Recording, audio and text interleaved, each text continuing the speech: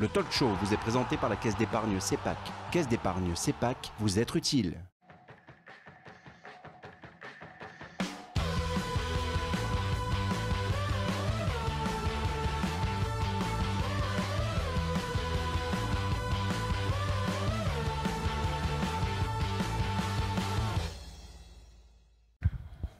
Bonsoir à toutes et à tous, bienvenue sur le plateau du talk show du Phocéen. On rentre dans le sprint final, et qui dit sprint final dit forcément sommaire de l'émission.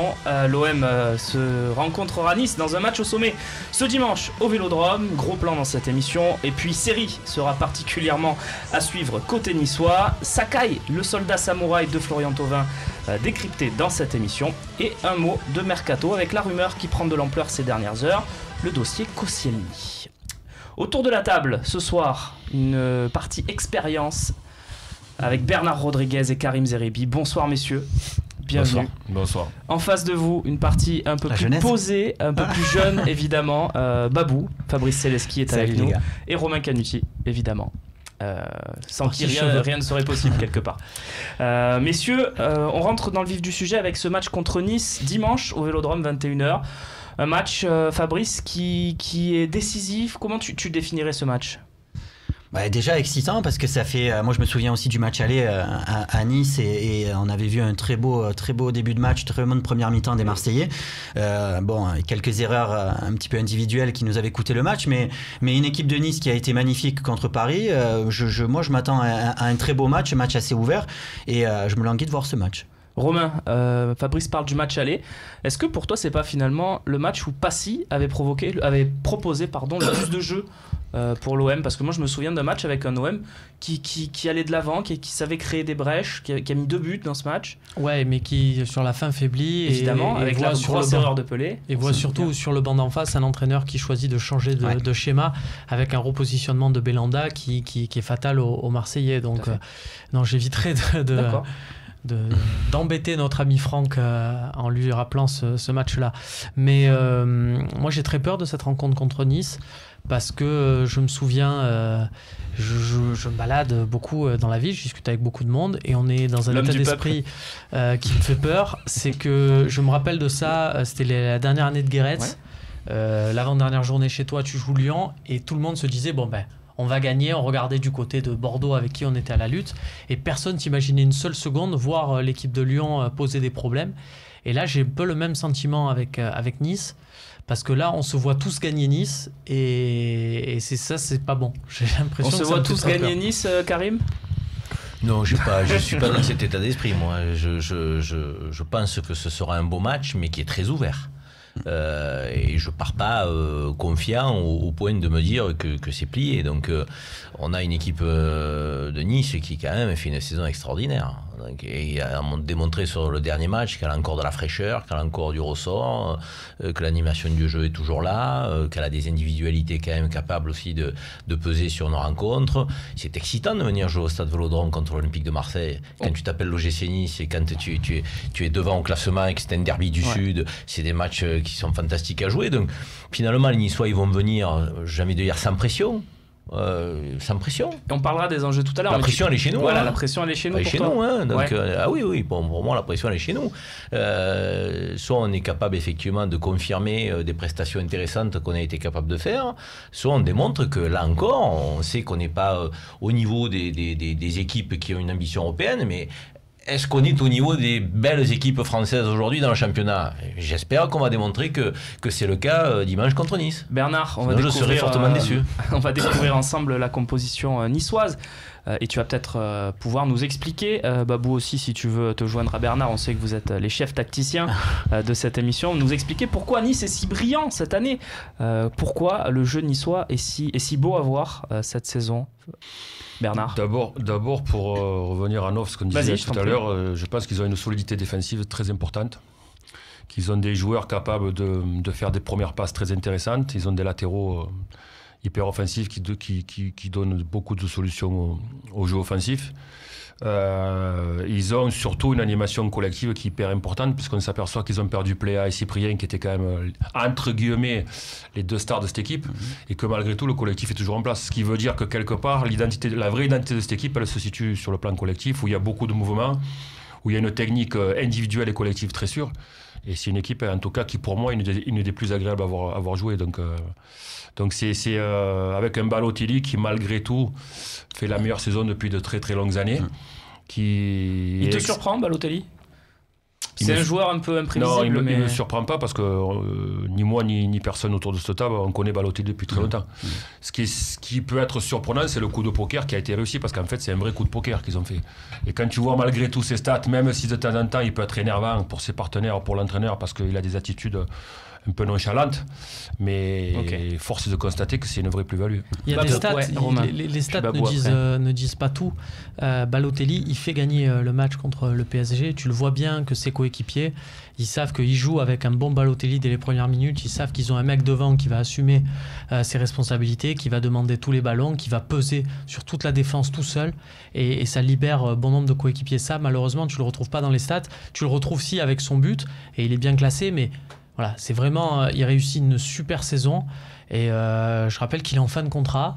Oui, voilà, je vais poser la question à Karim. Peut-être pas en titulaire. Est-ce que c'est le joueur qui te ça plairait? démontre aussi peut-être que le niveau du championnat de France n'est pas si élevé que ça. Je veux dire, tu le trouves pas si énorme, Balotelli? Non, il fait une belle saison, mais comme on dit, c'est une des plus belles saisons qu'il ait fait depuis un moment. C'est vrai. Donc, je veux dire, il arrive à se relancer dans ce championnat de France, dans cette équipe niçoise.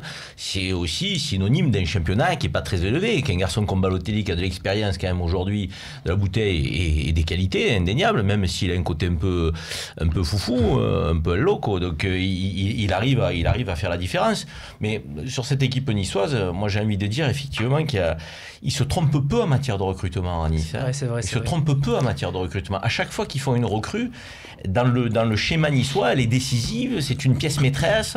Donc j'aimerais effectivement qu'on soit capable, nous, Olympique de Marseille, de se tromper de cette manière-là. On avait parlé il y a quelques temps, enfin Nice avait détaillé leur programme de recrutement, j'avais trouvé ça passionnant. Ils fonctionnaient sur les 3-8, grosso modo, un effectif de 24 joueurs, 8 joueurs formés au club, 8 joueurs dont ils attendent qu'ils prennent de la valeur et qui soient les Cypriens, les Pléa dont parlait Bernard, et puis 8 joueurs comme Dante par exemple ou d'autres dont ils se sont dit on sait qu'on va pas faire des opérations financières dessus, mais c'est des mecs qui vont bonifier l'équipe, qui vont rendre les autres meilleurs, comme par exemple Dante ou Balotelli. On accepte de mettre des gros salaires, même. Ou Paul Baïs, voilà, à différentes échelles. Mais c'est quoi? C'est le côté sportif qui décide de ça? C'est Favre ou c'est les dirigeants? C'est au-dessus, c'est le directeur général Julien Fournier qui était à l'OM, qui était chez nous. voilà. Et moi j'ai vu ce truc pour un club comme Nice. Je sais pas si c'est transposable à l'OM. On avait fait un peu le petit jeu de voir un peu ce que ça. Mais je trouvais ça super. Je trouvais ça super intelligent. C'est un vrai projet. C'est intelligent. Babou, juste pour conclure sur la compo niçoise, tu as entendu ce qu'a dit Bernard. Moi j'ai envie de te poser une question. Est-ce que c'est pas aussi leur force d'avoir un mec très fort par ligne? Si on regarde la colonne vertébrale, Dante, Seri, Belhanda, Balotelli. J'allais te parler de ça, mais quand tu mets la colonne vertébrale, tu mets Baïs aussi, parce que Dante et Baïs, c'est autant il y en a un qui est dans, c'est le fer de lance, c'est Dante parce qu'il est capable de mettre des ballons à chaque fois sur les côtés avec les appels qu'il peut y avoir des Strick ou de Pereira, mais Baïs au niveau défensif aussi, et l'entente qu'il y a entre les deux. On sent que c'est deux patrons, mais c'est pour moi cet axe-là qui est la colonne vertébrale, et les autres c'est des valeurs ajoutées et qui viennent bonifier tout ça. Mais on sent que Seri, Belhanda, Balotelli là, c'est avec Dante, Baïs, c'est les patrons. Et après sur Seri, on sait sa qualité, Belhanda aussi, et Balotelli, moi c'est le Balotelli que je vois à Nice, c'est le Balotelli que je voyais avec l'équipe d'Italie en fait. Pas forcément le Balotelli en club, mais le Balotelli avec l'Italie, qui était centré vraiment sur sa tâche. C'est les autres qui faisaient le jeu, c'est les autres qui s'occupaient de tout ça, mais au niveau de son talent, moi je pense que c'est un joueur, un attaquant qui a le talent des Higuain, des mecs comme ça qui, contre Paris on l'a vu, il a pris un ballon, il s'est retourné, il a écarté les autres, il a frappé au ras du poteau, et ça c'est des qualités rares. Mais quand même chez les psychologiquement attaquants. c'est un garçon qui a besoin, j'ai l'impression qu'on joue pour lui. Exactement. Donc, et là, il est dans une équipe effectivement où il est arrivé un peu comme le Messi. C'est un transfert, c'est vrai, inattendu. C'est un coup de poker.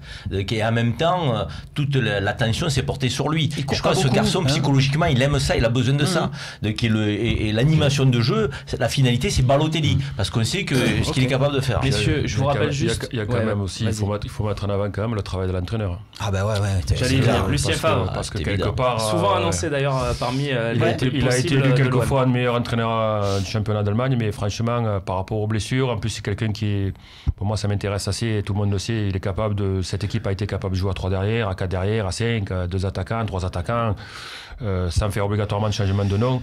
Franchement, il fait un travail remarquable. Okay. Tu les vois tous progresser. Si j'avais eu René sur le plateau, je lui aurais demandé de me prononcer le Borussia Mönchengladbach, là où a évolué évidemment Lucien Favre. Ça nous aurait fait beaucoup rire. Messieurs, je vous rappelle qu'on est en direct sur Facebook Live depuis quelques semaines. Voilà, si vous voulez aussi nous suivre sur Facebook, allez-y. Et puis le hashtag LiveTalk si vous voulez poser vos questions parce que si sur on nous Twitter, suit sur Facebook et le forum du Phocéen. Tu as la petite... le petit vent de like et de petits cœurs là, c'est ça qui traverse quand tu regardes. Tu n'as jamais regardé les Facebook Live, tu sais pas ce que c'est. Comment, Nicolas? Voilà. C'est ça, me dit-on dans l'oreillette. Je ne le regarde pas à l'émission puisque j'y participe, Romain. Messieurs, on reste sur cet avant-match avec la compo de l'OM qui là, Babou, il n'y aura peut-être pas autant de surprises, autant de découvertes en tout cas, puisqu'on la connaît très bien. Toujours cette incertitude certique derrière. Hein. Pas si... C'est important qu'il soit de retour ou Fanny Rolando, ça peut faire l'affaire pour toi? C'est toujours très important pour la relance. On en a parlé tout à l'heure avec Nice, donc nous on a besoin de ça aussi, et on en a parlé la semaine dernière au niveau de l'animation. Mais c'est très bien que vous mettiez comme ça à chaque fois vainqueur Lopez et Sanson sur la même ligne, parce que c'est jamais ça. Oui. On ne sait jamais lequel des deux. Il y a certains matchs, c'est Lopez qui joue quasiment en 10, comme ça a été le cas lors du match précédent, et quelquefois c'est plutôt Sanson qui se retrouve derrière Gomis. C'est un petit peu en fonction de l'adversaire. Derrière, ça bouge même pendant les matchs. Des fois ils se disent c'est moi qui fais 8, c'est moi qui fais 10. C'est ça. C'est là où Garcia a trouvé quelque chose d'intéressant. C'est qu'en fait, mis à part vainqueur, qui est en fait le socle devant la défense, que ce soit Lopez ou Sanson, ils se déplacent l'un toujours par rapport à l'autre. Et effectivement, ils peuvent se retrouver ou l'un ou l'autre en position de deuxième attaquant derrière Gomis. Et comme c'est des joueurs qui ont la qualité technique importante, c'est vrai que ça met quelque chose de très intéressant dans l'équipe. Karim, on a vu la démonstration face à Saint-Etienne, on a vu celle face à Caen. Est-ce que finalement ça arrive pas trop tard, cette équipe qui commence à produire du jeu, à être intéressante? Est-ce que tu n'as pas des regrets par rapport à ça? Parce que là on a vu du jeu quand même sur ces matchs-là. Ce qui est bien, c'est vrai que cette équipe elle confirme ses capacités offensives et ses capacités dans l'animation de jeu. Elle reste très faible défensivement malgré tout. Et quand tu joues contre des équipes qui n'ont pas un très gros potentiel offensif et que tu as la maîtrise du jeu, tu peux faire des choses assez intéressantes. La difficulté, c'est quand tu n'as pas le ballon à Olympique de Marseille. Quand tu joues face à une équipe qui a une bonne maîtrise de jeu, qui est le cas de Nice, on aura le ballon ou pas, Fabrice? Qui est un peu au-dessus, et là, défensivement, ça pèse et tu vois les faiblesses de ta défense. On aura le ballon ou pas d'ailleurs, Fabrice? Justement, à Nice, c'est la qualité principale moi, que je trouve à cette équipe, c'est la qualité technique ça m'a un petit peu surpris au début, mais maintenant, ça fait partie de leur force. C'est clair et net. Quand tu vois contre Paris, les ballons qu'ils ont réussi à ressortir, même sous un pressing parisien, ils ont vraiment une grosse qualité technique. Donc je pense que c'est comme ça qu'on aime jouer aussi. Donc il va y avoir vraiment, on parlait de match ouvert tout à l'heure, c'est celui qui va arriver je pense à faire défendre l'autre qui va prendre un ascendant. Très bien, à mon avis, il y a une grosse bataille au milieu de terrain là, donc, sur l'enjeu et la clé de ce match. C'est là que ça va se jouer. En tout cas, on a très envie de voir ce match. Je sens dans vos propos, messieurs, que vous languissez d'être à dimanche soir. On va regarder aussi les enjeux tout de suite de cette 36e journée avec donc ce match OM Nice, mais aussi un match très chaud pour nos rivaux bordelais.